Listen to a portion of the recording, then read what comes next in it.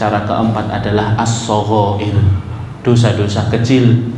Dosa-dosa kecil senantiasa digodakan untuk manusia macam ini, yang jika diajak syirik tidak mempan, diajak melakukan kebid'ahan tidak mempan, diajak untuk melakukan dosa besar, dia tahu dosanya begitu besar dan ancamannya sungguh nyata nanti di nerakanya Allah, makanya dia juga tidak mempan. Maka yang akan dilakukan adalah menggodanya agar dia senantiasa melakukan dosa-dosa kecil, dosa-dosa yang remeh, dosa-dosa yang apabila dikerjakan manusia menganggap selesai dengan beristighfar dan bertaubat kepada Allah. Setan terus mengajak sampai akhirnya dosa kecil itu menumpuk dan dihitung Allah Subhanahu wa taala sebagai dosa besar. Dalam kitab Ihya Ulumuddin, Imam Al-Ghazali mengatakan dosa kecil itu bisa jadi besar karena 4 sebab. 1, karena dosa kecil itu dilakukan terus-menerus. Jika dosa kecil dilakukan terus-menerus, maka akan menggunung, maka menjadi satu himpunan yang sangat besar. Makanya pepatah Arab mengatakan, la tahqiranna shaghiratan fa innal jibala minal husa. Jangan kamu remehkan dosa-dosa kecil, karena sesungguhnya gunung itu terdiri dari kerikil-kerikil kecil.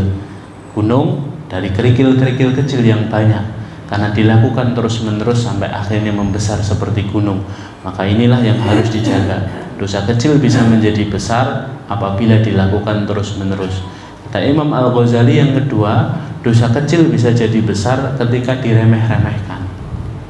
Ketika diremehkan, dia melihat dosa kecil ini sesuatu yang remeh, maka akhirnya dia lakukan sampai akhirnya menjadi besar.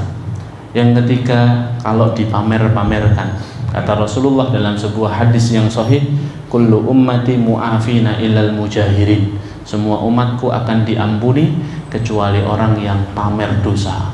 Sudah tahu dosa dipamerkan di media sosial, sudah tahu dosa dijadikan story, sudah tahu dosa diupload dan bangga dengan dosanya, sudah tahu stikernya, stiker aurat di-share ke grup-grup WA-nya, maka Masya Allah, Tabarakallah, ini sepertinya kecil, tapi di mata Allah ini adalah dosa yang besar. Dan yang keempat adalah dosa kecil itu menjadi besar jika dilakukan oleh seorang alim, seorang yang faham ilmu. Jadi besar. Kenapa? Karena umatnya melihat ini sesuatu yang legal dilakukan oleh seorang alim, seorang yang sudah menuntut ilmu, seorang yang sudah tahu ilmunya, sehingga orang-orang yang awam yang tidak lebih pintar dari dia akan melihat, oh ustadz saya saja melakukannya, oh dia saja yang sudah taklim, suka datang ke pengajian Nur Mira melakukan, berarti ini boleh.